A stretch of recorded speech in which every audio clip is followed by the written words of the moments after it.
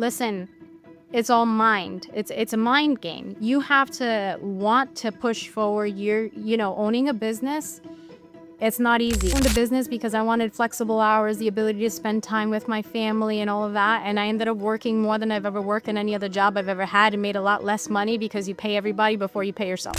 Every failure that I've ever had, I've ended up so much better than I was. So much happier, so much more peaceful. You say every failure has always ended up in success. So every time I fail now, I say, thank God.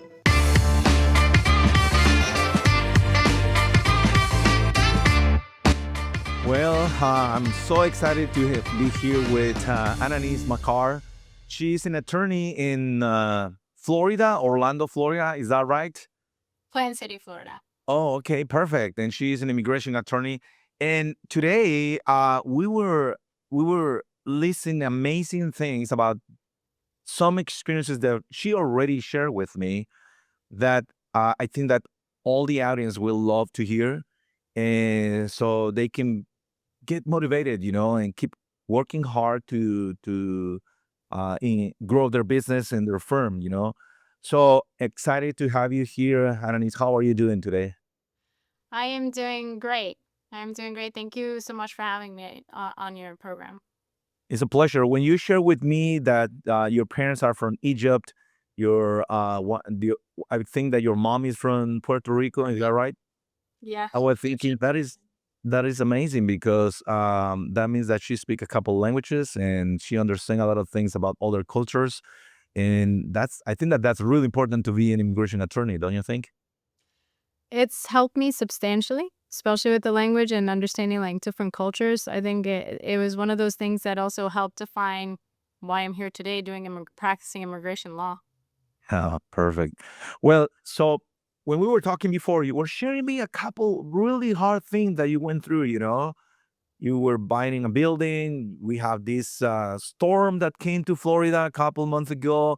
Oh my goodness. So the audience will love this experience that Ananis went through, and get inspired. So I just want to start asking you, what what was the point that motivates you to open your own firm?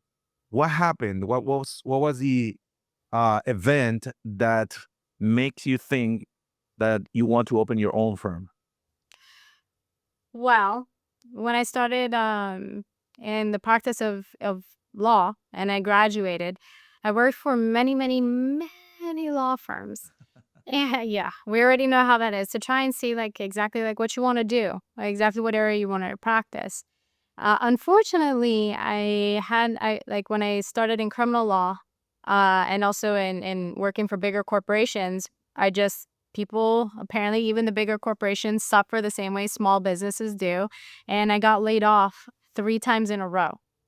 So, you get to a point where you're just like, I can't do this anymore, starting over and the uncertainty. So, it ended up being one of those things where one thing led to another. And I just started with one client and I decided, let's test this theory out. Let's see if I could actually just do my own thing for a little bit. Now, the area of law, that's a different story, what we ended up doing. Right. But Well, you mentioned something amazing, I think, that no one said in my podcast. You mentioned the big corporation has the same problems that anyone can have in a small business. That's something normal. I love that part. And that's just crazy because sometimes you just look and you're like, I aspire to be a bigger corporation. I want to expand. I want to be like all these bigger law firms. When in reality, we are suffering from the same things. We are suffering from, having to find your clientele, to market properly to your employees, good employees. And then it got to a point where even major bankruptcy law firms went bankrupt. So there's just one of those things where I was like, okay, I have to test it out because I don't want to start over again and again in different cities. I got over it real fast. Wow. And what year was that when you decided to? Officially, see now this is an important part is when we ask for the dates, right? So officially like corporate wise, 2015. When I actually like started to get into it and start creating it, 2013. Okay, perfect. And well, and you can you share with me, when you were telling me that you were building your office, you said that you started with one client, and I assuming that motivates you to say, okay, I can keep doing this. So what exactly happened? Can you expand a little bit more about that? So after we got laid off, and it's funny, kind of funny. You would expect somebody to say, "Okay, I'm going to save money to open up my business. I have to save money. I have to have so much capital," which would have been the smart thing to do, right? But it was just one of those things where I had a space I could rent for, at that time it was $500, right? And I had this my first client, and they would follow me wherever, if I left one firm and went to another firm, they would follow me through the firm. So I had that client, and they followed me, and that was my first contract, and I was like, "Okay, I could pay rent for 1 month." So I paid rent for that 1 month, and I had no sign. I had literally nothing. I had a whole bunch of construction and like $5 in my pocket at this point. And somehow, because, after just working and doing a good job, they people refer you, because obviously you couldn't afford marketing at that point. And I just got a few clients, and then I was able to pay rent for the next month and pay a Tico bill, and one thing led to another. And then I just decided, okay, I'm gonna try this out. I had 10 people at that time, which is a really low number to take that risk. But, why not at this point? I didn't owe anybody money. I didn't have any loans to pay. All I had was this rent, and it was a cheap amount, and I had to make it. And and then you start feeling the societal pressure, right? Build what did There was a person who told me, they're like, "Well, when are you gonna get a sign? When are you gonna get a phone, a landline?" They said a sign with no business is a business with no sign is a sign of no business. So then I made it my goal to have a sign I love so that. that I I would love have that. business. I love So that. that's kind of how we got into it. I just And then it just started developing one client into another client, and then, I had a fake secretary, and I hate to admit this, but all I could afford was my Metro PCS phone. So I had this secretary that I would answer my own calls because I thought, hey, I had to have a secretary. That's what everybody says. You have to have a secretary so it looks like you're busy. So I had the secretary that was always sick or on vacation, and that's why I would answer my own phone. Well, And that's the reality when we open our business. That's a reality. And it's good to see that sometimes we think that we are the only ones, that we're going through those hard things, but and it's that's common, that's normal. Yeah, I have no shame to admit that, because it's one of those things where you look back at it and you just smile. But I can smile now because now I actually have receptionists and paralegals and all of that. But you don't see it then.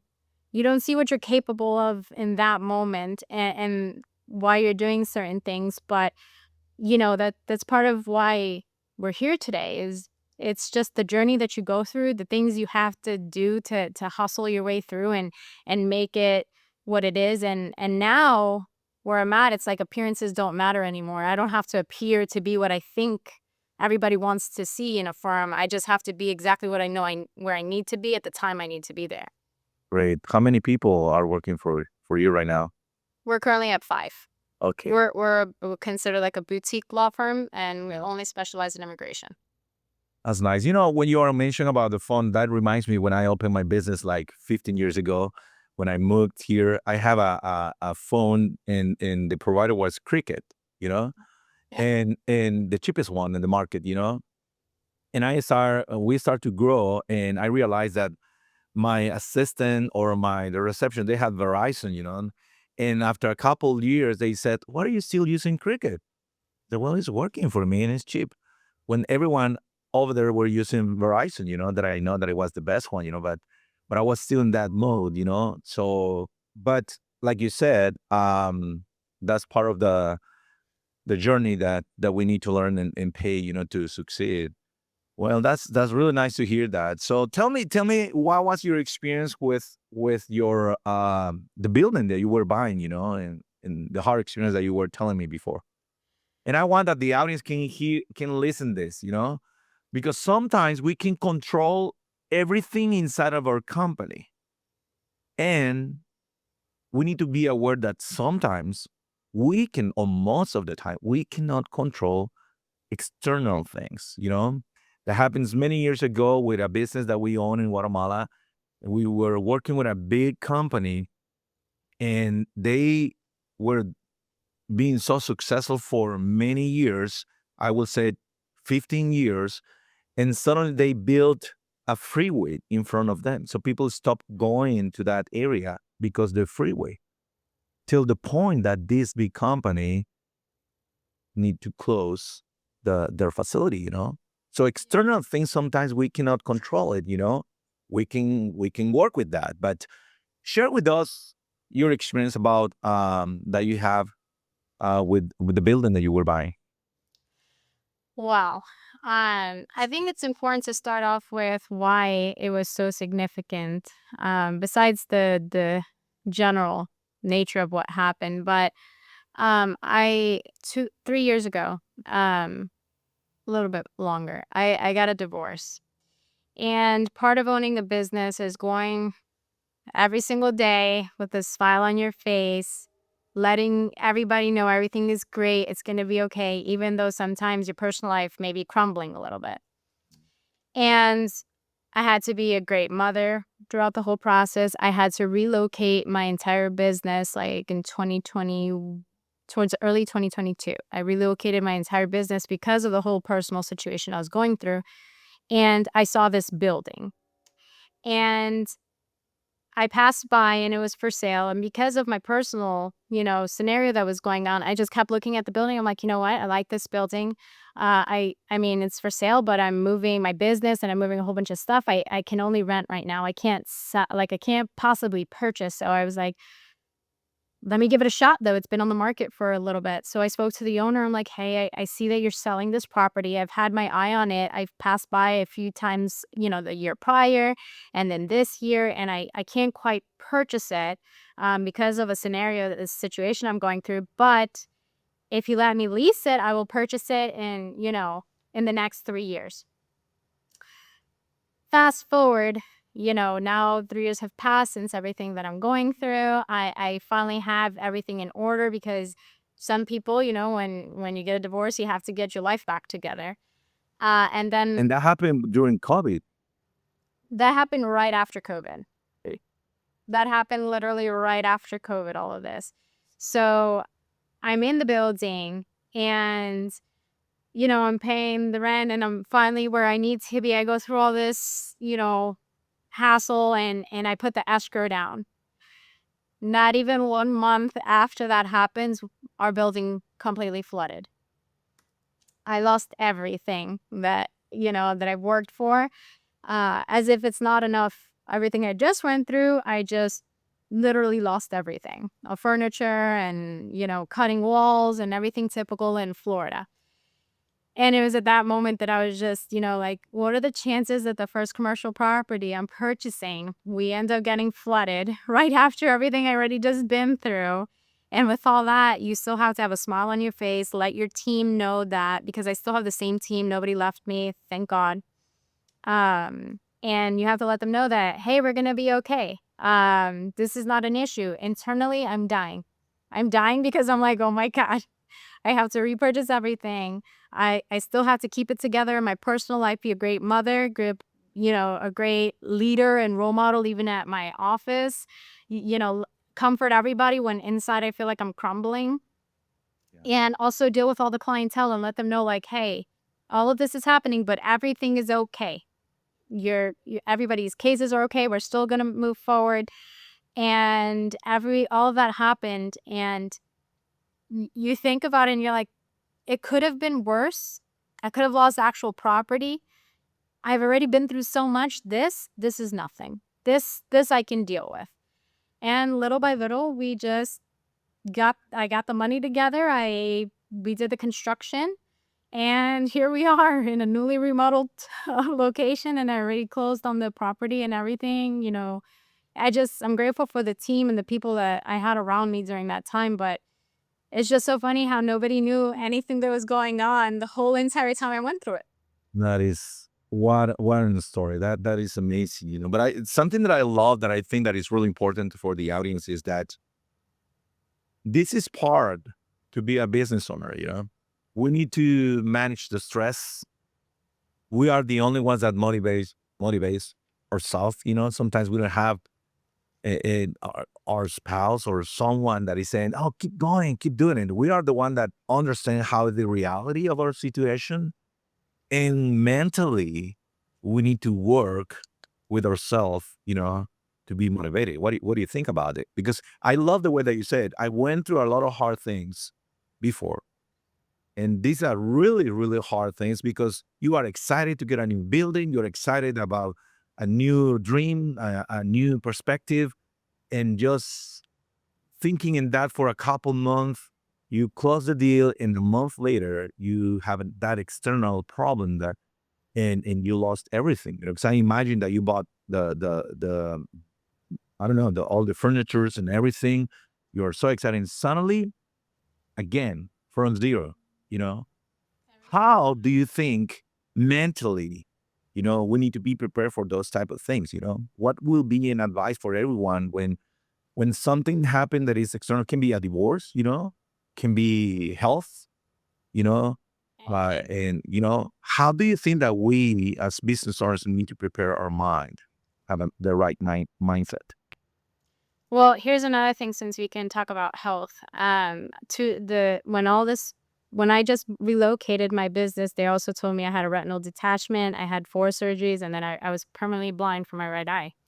So to go through that, go through the other thing, learn that my life was changing anyway, and then to go through the third, Tony Robbins said, discipline your disappointments. If you discipline your disappointments, and that's what I had to do, I think it's your perspective that can change everything. This is a disappointment, but I got through it and I'm so much better than I was before. The whole retinal detachment, permanently blind, that's a disappointment, but I have the other side that I can see, and some people can't see at all.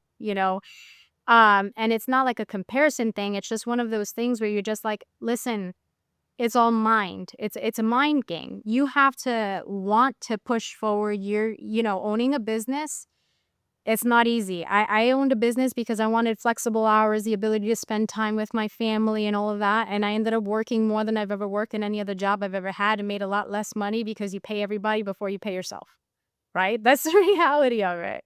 The reality is you get paid last. And that's okay, because at the end of the day, nobody's going to love your business the way you love your business.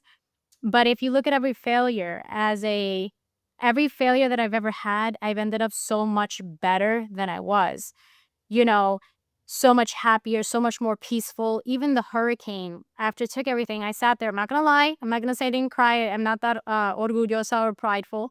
The first day I came in here, I was just like, I was wrecked. And then the second day I was like, I can't even think like that anymore. I have to find a solution. I have to get everybody going. And I have too many people to sit here and feel sorry for myself, that are depending on me, that are relying on me, clients, staff, everybody, my family. So I disciplined my disappointment in the sense that I just took one step forward. I was like, what can I accomplish today that will create a little bit, more freedom for me the next day. So I made a checklist. What can I accomplish today? I took that one thing. Just like there's a book that says that I believe it's called That One Thing. So you just take that one thing that you could accomplish that day that will make tomorrow seem less tedious. And then you start looking at it as a failure and looking at as a task, something I have to accomplish. So construction, everything that I had to do is just a task, something else I had to accomplish anyway, will benefit me. And that's how I would say every failure has always ended up in success. So every time I fail now, I say, thank God. Thank God I failed this way. I don't know why today, but I'll know tomorrow. That's so deep. I think that's really deep, because in the end, it's not how much money we are making. I know that that's important. It's about the transformation that we have as a person. Mhm. And when we fail, like you said, I love it when you said, "Well, I fail, but I failed before, and that makes me more receive more strength." So I think that life is getting easy and easy because we understand, like you said, failure is a process of learning, and getting strong, and receive the strength that we need to keep going. I love that. And mindset. Closer. What's that? It's just taking one every time you fail, you just think about this is just one step closer to where I need to be.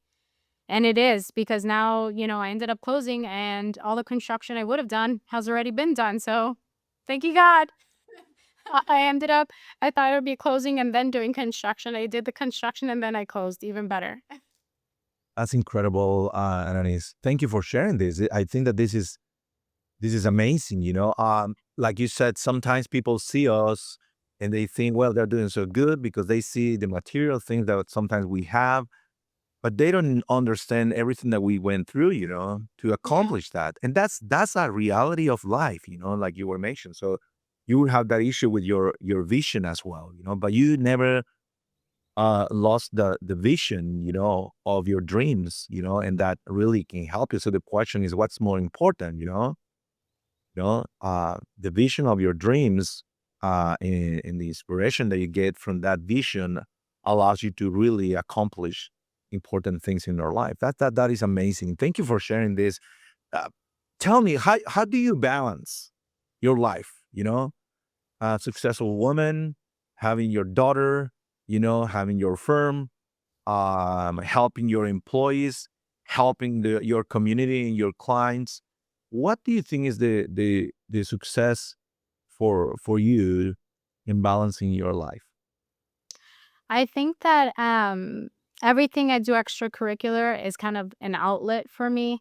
I think that I have so many passions and desires and so much hunger that I don't know where to put it all.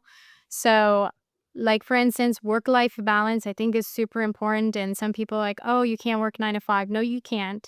Not if you own a business. That's a lie, in my opinion. But, like for instance, this weekend, I took my daughter to New York. I told her, I was like, Mommy's saving for a building. Mommy's going to get this building. And if you're just patient, as soon as we get that building, we're going to go on a quick little vacation.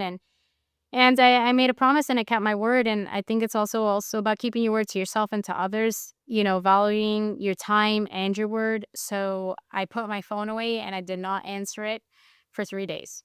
It was the longest 3 days of my life. I definitely looked and wanted to check my emails. I was like, okay, I'm gonna miss out on something. And some people don't have the luxury to do that. But I also don't want my daughter growing up thinking, "Oh, mommy was just a business owner. She did so much for the community and didn't do what she was supposed to do for me." So I take that into account and I think to myself, what do I want her to see when she grows up? I want her to see that no matter what tears you down, you can make it. If you're in a bad employee relationship, real relationship, one that's not suitable for you, you can move on and still make it. I want you to know I exercise a lot for my mental health and physical. And it's one of those things where if you don't do that, you'll either lose your personal life, your sanity, or your business. So, I think also giving back to the community and other organizations that I'm a part of fulfills that other part of me that I need to help, like the mass community, not just the people that contract me. So, Oh, that's really nice. Well, when I ask you a question about something that you mentioned, but first, I realize that a lot of people pay us to in our company, to help them in to grow their business, and to attract more customers and balance the company and delegation and sales and all those type of things. And I realize that sometimes, and they do that intentionally because they want to make more money and they want to grow their business. And sometimes when I'm talking with the business owners, I realize that they don't intentionally do tasks with their spouse or children or family. They are focused just on the business and pay and spend a lot of money to so people can be aware that they exist, but they're not doing anything with their family. That for me is the most important business that we can have, and they didn't do any investment in time and in money. And and I realized that that really affects their life. You know, mhm. they really struggle in the business when they don't take care intentionally. Like you said, intentionally, you said to your daughter, "Okay, we're going to New York, and I'm going to spend the time. I won't answer my phone. and spend a real time with your daughter. So I love that part. I really love that part because I think that that's the most important business that we have. And when we keep our family business, well, we can succeed more in our business in our firm. And I see that building every month with different clients. I see that. I know people that are so successful with money, but as a person, they're miserable because they have a lot of issues. They don't dedicate the time for themselves.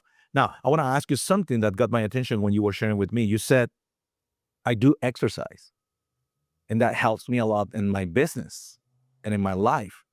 How or what's going to be your advice for all the attorneys, and business owners? You know, why doing exercise can improve your business?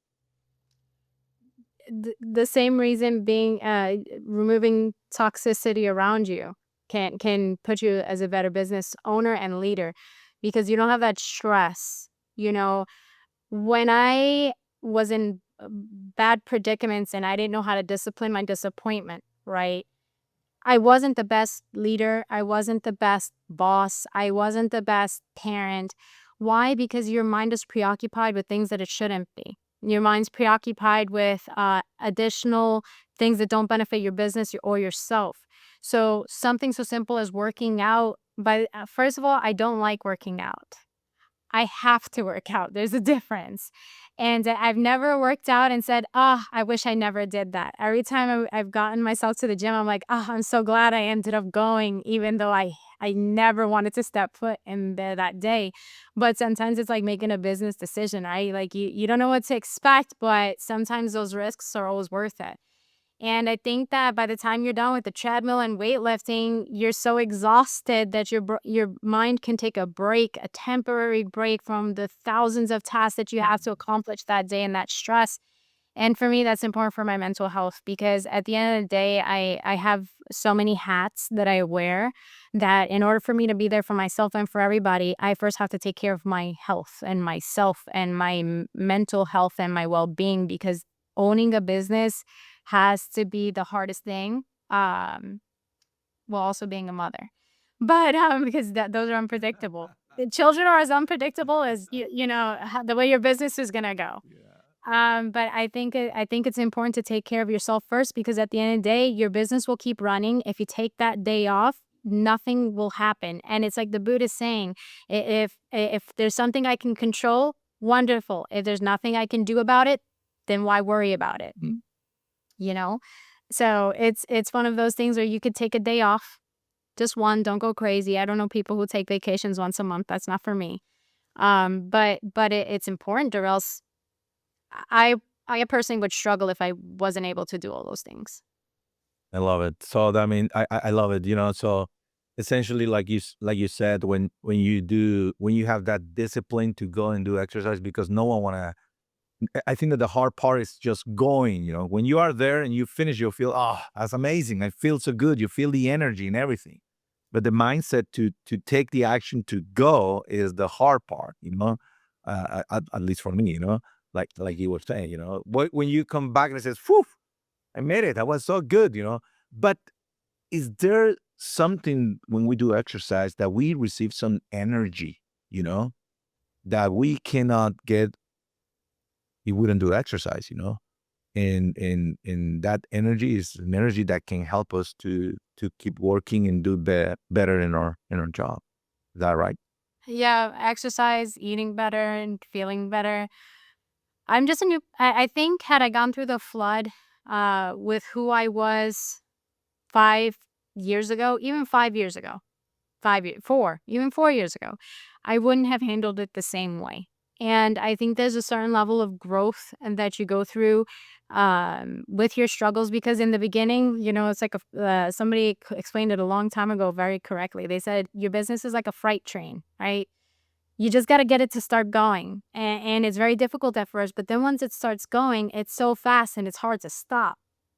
So, if you're out of shape mentally, physically, you also have to get in shape while you're on that train, while you're still training, while you're still going through that marathon. You have to get in shape while you're doing it because there's no stopping now. It's already on its way. So it's one of those things where you have to want to do it as much as you want to own your business, as much as you want to succeed, as much as you want to breathe.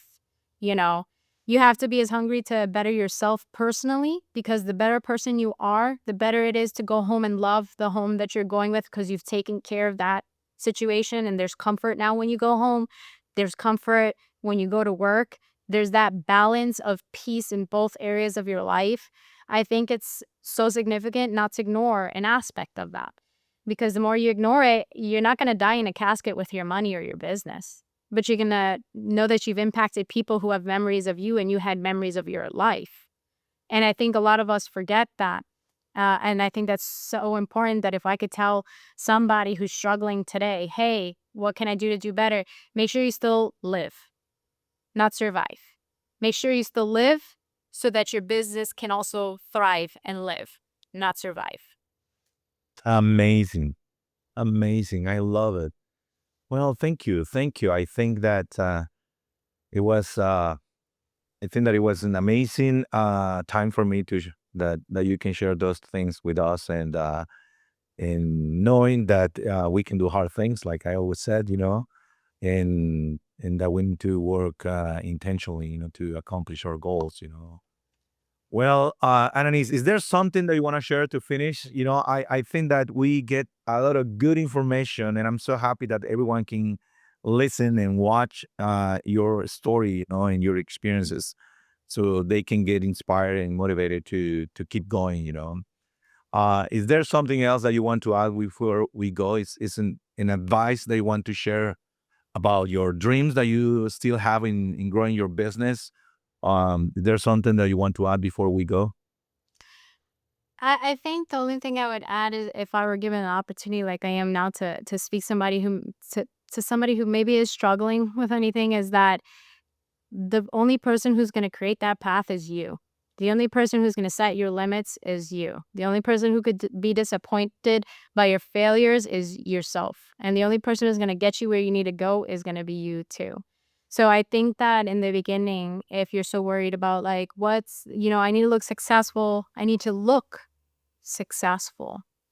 Looking successful and being successful are two different things that you measure, right? What you look like is always going to be an appearance based on whatever you believe the appearance is. So at the end of the day, if you're happy with your success, and if you have a plan, and if you feel like you're struggling, or if you feel like you need help, seek that advice, reach out to people. There's so many people in our community that are struggling the same way, or that have already been through it, like me and the hurricane and the permanent, blindness and everything, right? And you don't have to maintain a perfect image, as long as you understand who you are and where you need to be. And that would be the best advice that I can give anybody, in this predicament. Amazing. Thank you. Thank you, Ananis, for being with us and with me today. And I just want to close with this. Remember, there are always going to be hurricanes in our life, you know, and sometimes can be a real one that like happens to Ananis in the building that she was dealing in that time. And sometimes can be personal hurricanes, that comes to our life, and we need to learn to handle that. That's part of our lives. So I think that we have a great example here with Ananis Makar, and it was a privilege to talk to you, and able to hear your journey as an attorney. Thank you very much for being with us today, Ananis. Thank you for having me. Thank you for allowing me to share my message. Okay, I'll see you when I see you, okay? Thank you. Thank you for watching and listening. If you're an attorney with your own law firm, we know you have valuable experiences to share. Reach out to us. We would love to interview you and bring your story to life on our show to inspire others attorneys in their journey.